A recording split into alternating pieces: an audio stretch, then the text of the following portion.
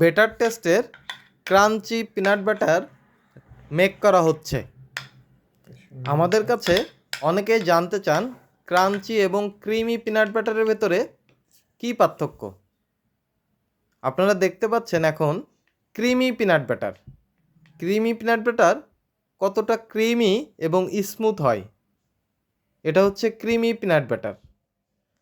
আর crunchy বানানোর জন্য প্রথমে আমরা কিছুটা ক্রিমি পিনাট বাটার নিয়ে নিলাম।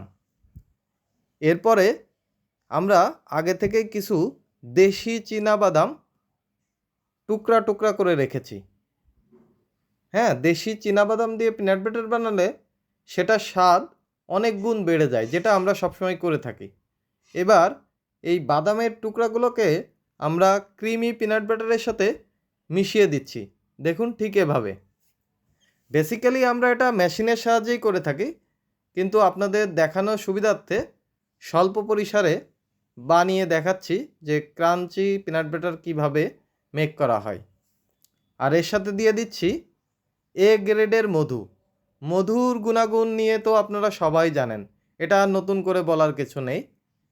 তো এই পিনাট বাটারটার সাথে কিছুটা মধু অ্যাড করে নিচ্ছি এবং এটা খুব ভালোভাবে নাড়াচাড়া করে নিব। ক্রাঞ্চি পিনাট বাটার টেস্টটা অসাধারণ। আপনি ক্রাঞ্চি পিনাট বাটার খেলে স্বাদে বেশ ভিন্নতা পাবেন।